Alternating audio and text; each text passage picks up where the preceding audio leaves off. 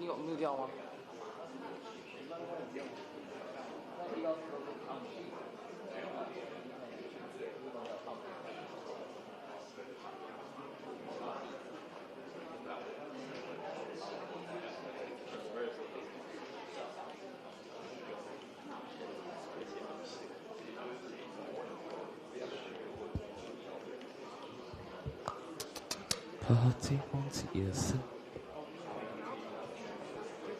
麦克风测试，麦克风测试，1、2、3，1、2、3。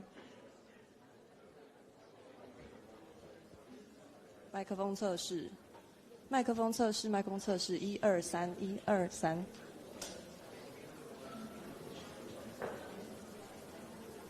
麦克风测试，麦克风测试，1、2、3，1、2、3。麦克风测试，麦克风测试 ，OK 吗？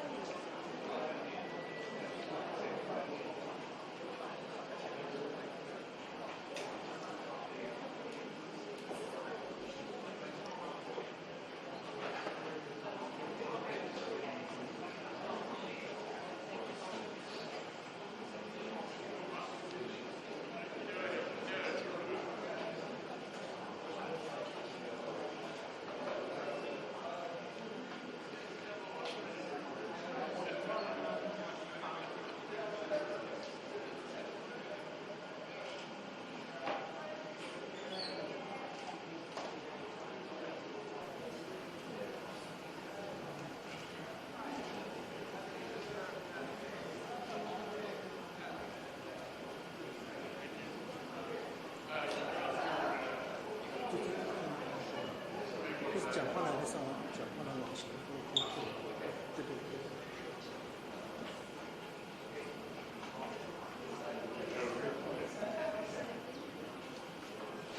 不往前对，不往前对。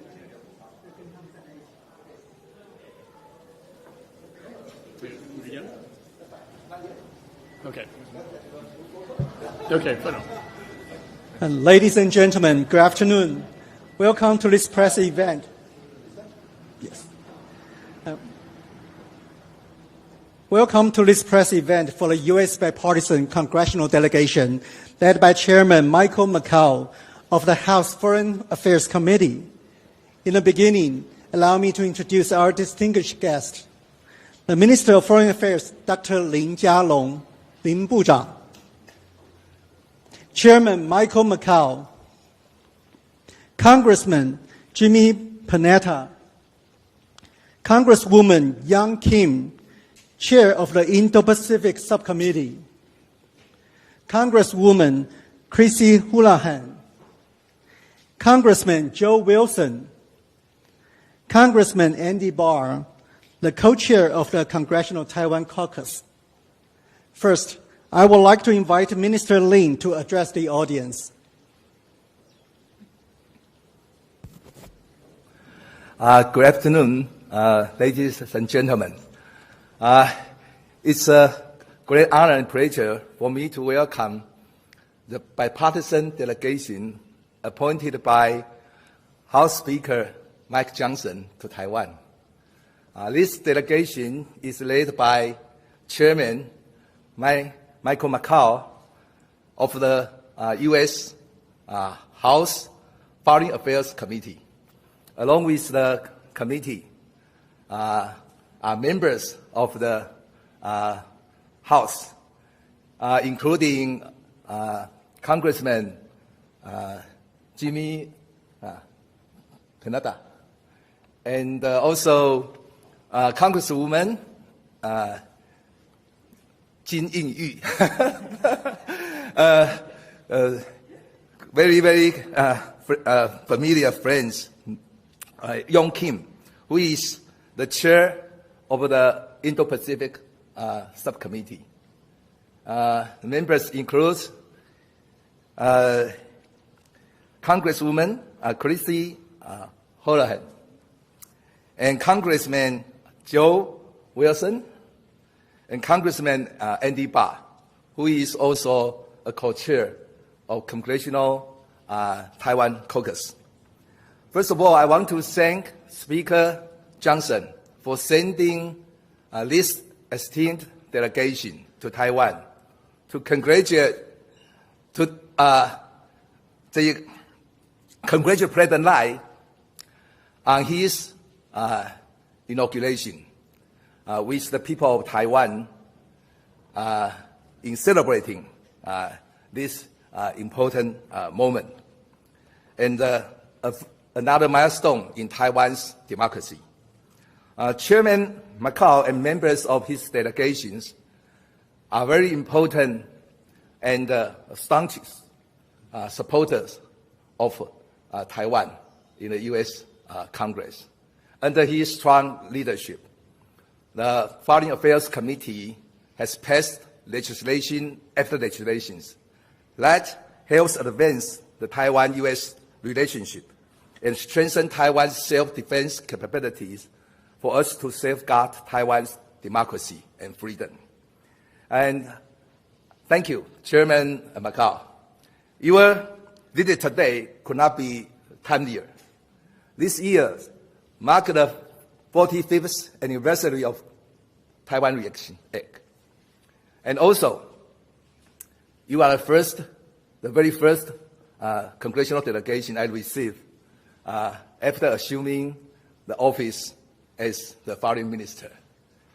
And more importantly, just a few days ago, the PRC conducted 2 days military drills in the Taiwan Strait and around Taiwan, simply to express their displeasure with President Lai, a president democratically elected by the people of Taiwan. I believe the military exercise was also the PRC's way of welcoming this delegation. And your visit in this critical time is a powerful gesture. It's a powerful display of the strong bipartisan support of Taiwan in the United States. It's also an important gesture of solidarity that shows America stands firmly with democratic Taiwan. And for this, we are deeply grateful. Moving forward, we are eager to work with the U.S. Congress to continue to strengthen cooperation between Taiwan and the United States and to advance our rock-solid partnership. Thank you. Thank you, Minister. It's your turn.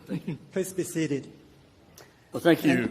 Thank you, Foreign Minister. And you've been a dear friend to me over the years. And to see President Lai in this new position, just on a personal level, brings so much joy to me. And I, on behalf of Speaker Johnson. We want to extend his thanks and his praise for the inauguration. Once again, showing democracy can prevail. On behalf of the delegation, bipartisan, both Republican and Democrat, we stand together as Americans first and foremost in support of Taiwan. It's been mentioned earlier today in our country is Memorial Day. It's a day we remember those who served. And I can't help but think about my own father and Joe Wilson's father, who served in what we call the greatest generation, who fought at the ultimate time of peril in World War II, when both Europe and the Pacific was under fire from dictators, aggressive ones, trying to take over the world. And fast forward to today, and there are so many parallels between then and the events that we see today. Deterrence is key. We've been talking about Reagan's quote, peace through strength. We have to provide that deterrence here.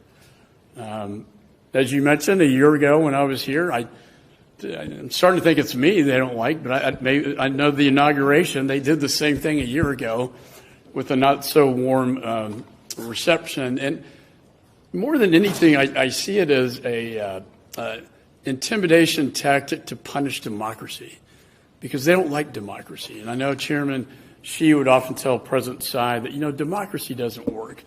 Democracy is dysfunctional. Democracy is broken. I can make a decision like that, and you can't.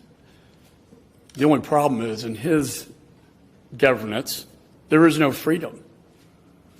There is no democracy. And the people have no power whatsoever. And they're subjugated to his authority. And that is the difference between the CCP and Taiwan. And we need to provide all defense articles as instructed by the Defense or the Taiwan Relations Act. In 1979, this is the 45th anniversary. Ms. Houlihan said that she and her father were here in 1979. His father was helping negotiate that important historic document, and I know how you must feel being here today. We will live by that, and we will support you. And we did in our emergency supplemental bill to the tune of $2 billion for foreign military financing to Taiwan, $4 billion total to the Pacific region, and also presidential drawdown authority. And we will get the weapons you purchased to you as soon as possible.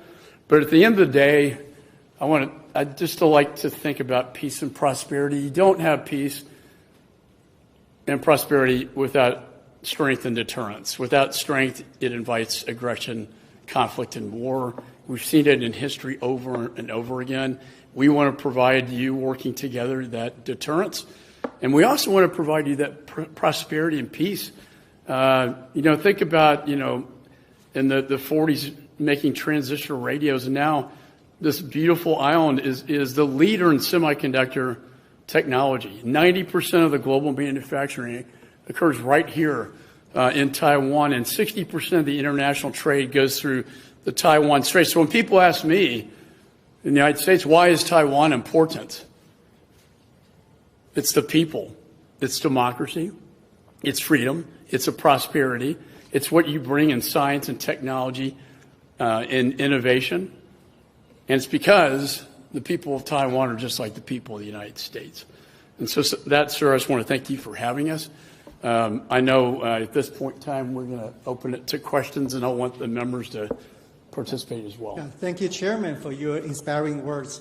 Now I would like to open the floor to questions. So if you have questions, raise your hand, and before you ask, tell everybody your name and the medium you belong to. And Ben. Thank you, Chairman McCall. I'm Ben Blanchard, the Reuters bureau chief in Taiwan. When you were here almost this time last year, you were talking about the need to get Taiwan the weapons that it has ordered, and you just mentioned it just now. Is there still a problem with getting Taiwan the weapons that it has ordered? What more can you do to help speed up these purchases? I mean, having seen the war games that China conducted last week, presumably there is much more urgency to make sure that that happens. That's a great question. It's one that I continue to talk to the Secretary of State about, the Secretary of Defense. We talked to AIT about this, and we are moving forward on those weapon systems. I'd like to see them faster, but they are forthcoming. And I think the $4 billion, in foreign military financing is a huge investment, but a sign of showing of support to Taiwan. We believe that package will move far more quickly than the foreign military sale package for several reasons. And so I think, if anything, what just happened occurred this week on behalf of the armada of ships and airplanes it sends a very strong message to the United States that myself and all these members will take back with us to the United States Congress and to the Speaker and to the President, of the United States, and the urgency. And I will say, President Lai and I, as always, had a very sobering and yet very direct conversation about the threat that this island faces from its neighbor to the north, and it's a real one. And without deterrence, Chairman Xi has bold and aggressive ambitions, and we just need to do everything we can to make it possible for him to see that the risk outweighs the reward, that the risk is just too high. And what value would it be to invade, just to take over a suppressed people where you've destroyed everything? Like anybody wants that result, and I do think the deterrence we will provide, and we're providing by our presence here today, will help prevent that. And hopefully he'll understand it too, that it's just simply not worth it. Let's live by the accords of the Taiwan Relations Act, and let's live in peace. And if any of the other members would like to comment on that, I'd be happy to. Okay. Okay, thank you. And Yaru in the back. I'm Charlotte Young from Liberty Times. Excuse me. Building on Ben's question, they are concerned over if the arms will still be a good fit for Taiwan, consider Taiwan's situation constantly changes. Will there be any calibration over the issue, or what's the response from U.S. over the concerns? Thank you. Without getting into too much specifics or the other, I would say that the focus has to be maritime assets.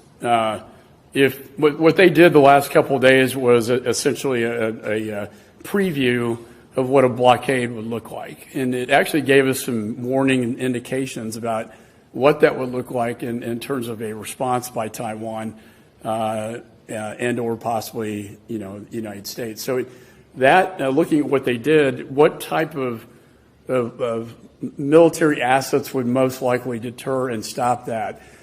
My view is the maritime assets are key here, because if you can prevent them getting to the land, then you've shut down this thing. I mean, it could happen so fast that just having land assets are not going to prevent that, and then you're in a guerrilla warfare situation in the mountains. I think the key is to stop them from getting on the island first, but it would be a very intense couple of days, and I think the key is to make sure that the island has the weapons necessary for deterrence, so that she's looking at that military calculation. It doesn't look very good to him.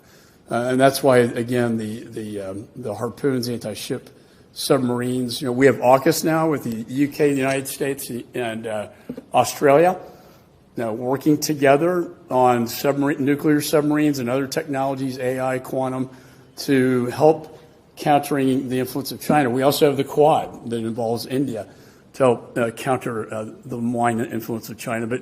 And we have greater cooperation between our governments in terms of the help that under the Taiwan Relations Act we can provide them with the advice and the strategies and the training so that Taiwan is prepared. Thank you. The gentleman in the front. Hi, Mr. Chairman. Ryan Nobles from NBC News. Hey. There seems to be a growing debate, especially in your party, but in the Congress in general, about isolationism, the role of foreign aid by the United States. It's become a big issue in the presidential campaign as well. Was that something that President Lai brought up as a concern? And what would your message be to your colleagues trending in that direction after a visit like this? Well, as I mentioned in our debate on the floor for the emergency supplemental, isolation, I believe, is dangerous.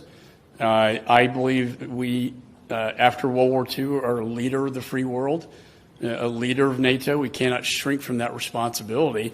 And yes, the rest of the world has to step it up as well in their own defense. However, the question I posed to my members before they voted was, are you a Churchill or are you a Chamberlain? And I look at the history and the parallels between the late 30s and what I saw in Poland when the Ukrainians were pouring out into Poland, mothers and daughters, and they would tell me in Poland, this is just like 1939, when Hitler invaded. And then we had a threat to the Pacific. Churchill, and I met with his grandson 2 days ago, talked about in The Gathering Storm, the axis of evil.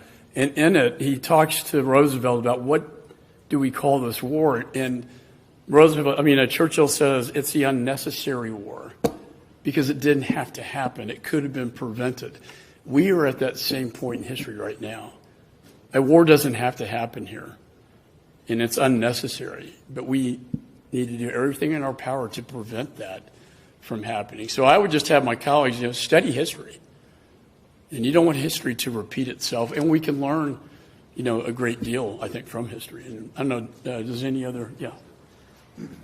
Thank you, Mr. Chairman. Andy Barr from Kentucky, and as the Republican co-chair of the Taiwan caucus in Congress, there should be no doubt, there should be no skepticism in the United States, Taiwan, or anywhere in the world of American resolve to maintain the status quo and peace in the Taiwan Strait. The United States is fully and completely committed to deterrence, to supporting Taiwan militarily, diplomatically, and economically.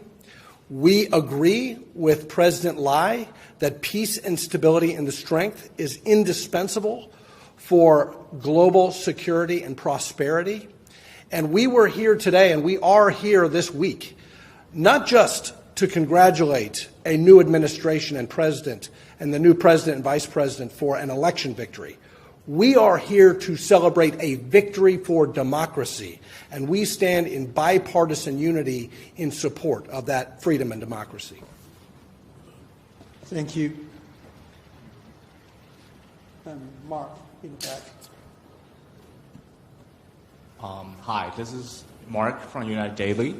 My question is being, if the military situation escalates on the Taiwan Strait, would you recommend to maybe the U.S. government to incorporate Taiwan, as you mentioned, Quad and AUKUS, such organization, in order to level up the Taiwan's strategic status?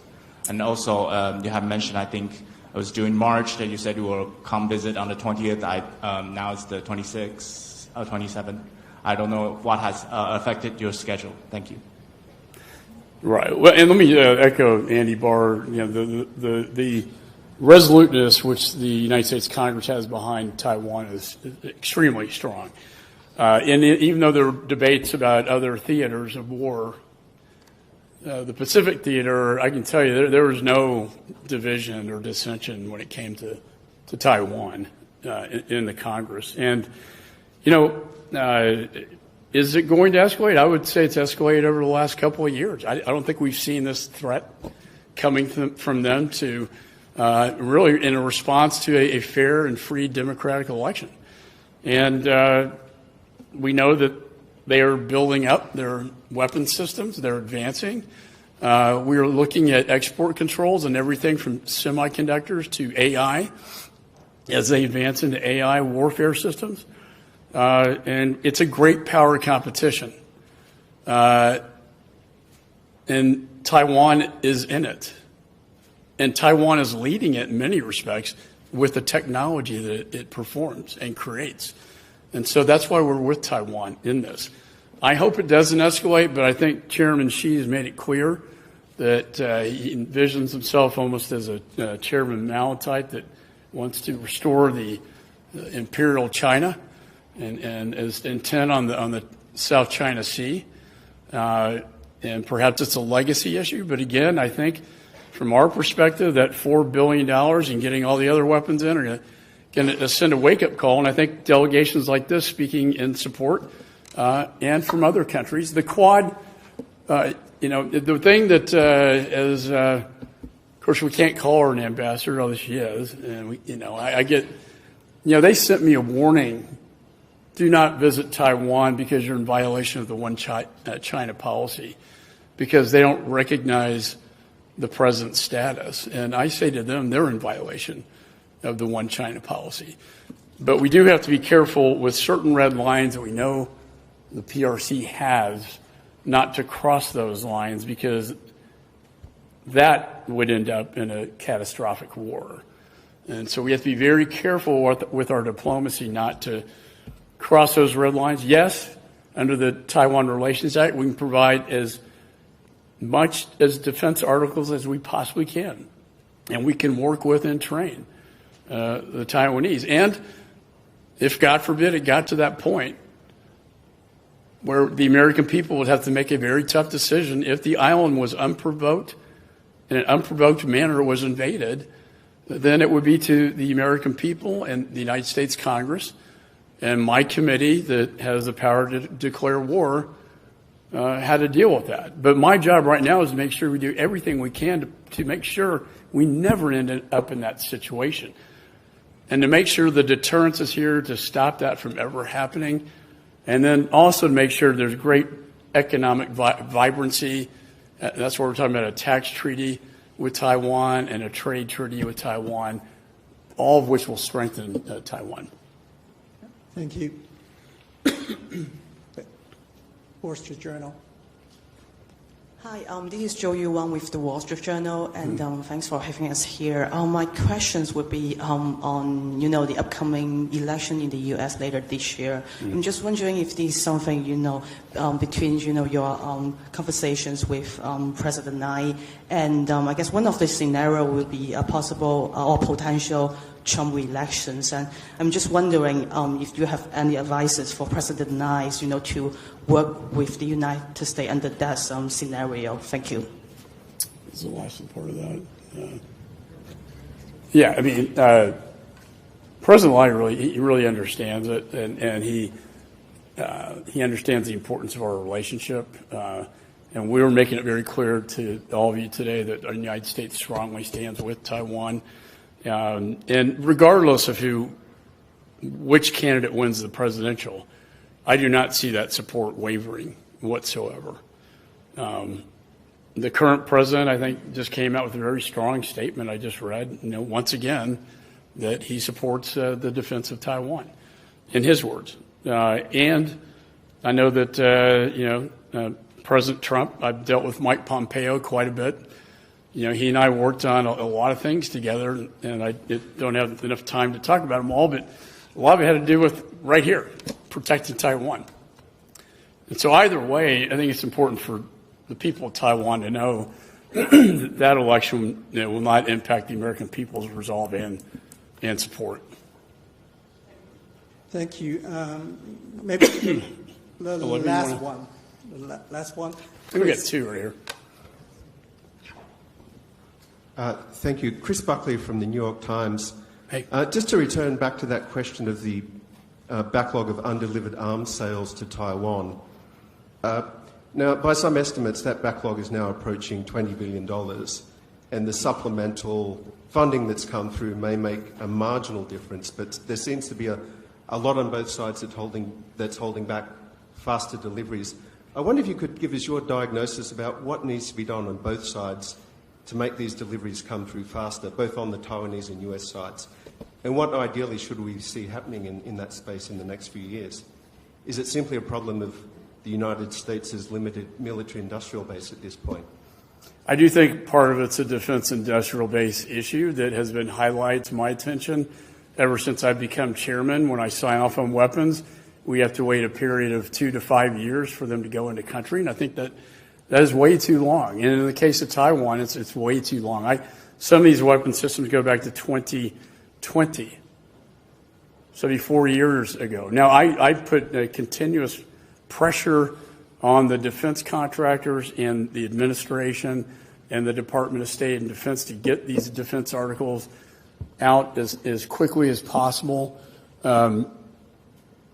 As opposed to Ukraine, I get a lot of questions about that. That's mostly a land war This is primarily a maritime battle. Taiwan, unlike Ukraine, will be getting new weapon systems, not old ones, and especially old Russian weapons. It will be a new stock that would be supplied to Taiwan. Some of our latest technologies, by the way. And I think the majority of that package being held up, most of that are the F-16s. And as I understand it, there's a software issue. And I think, quite honestly, sir, the power of the press informing the American people about this story helps. Helps my job to put pressure on the administration to get these weapons in, because when you come here and you see, again, the armada of ships and planes surrounding this island, you see a very dangerous situation, and that's why deterrence is so important. I know every member here will take that message back, and I will again reiterate with the Secretary of State. I mentioned it to him at the hearing, the other day. But the other thing is not projecting weakness. Projecting strength always prevails, and it stops war. And not to micromanage situations that often, sometimes in Ukraine, I think we've micromanaged it to the point, especially right now, they're on the border of Ukraine and Russia, and we can't even hit them. Ukrainians can't even fire back. Now, I think we'll get that one fixed. But I think it's important that everybody knows what the rules of the game are, but not to impede it. I do think with Hong Kong and Afghanistan and now Ukraine, I can understand the sort of reservations. And I have them too, and that's why I really dedicate a lot of my time on this to make sure Taiwan is best prepared and has the deterrence necessary. Due to time restraint, I might have to conclude this session. So before we end, I would like to invite Minister Lin to join the delegation for a photo group photo.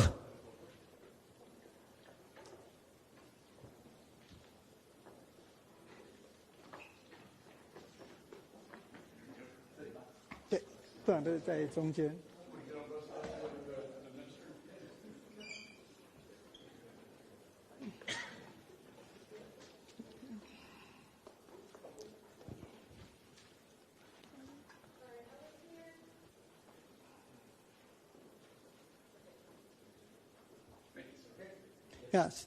Thank you, everyone.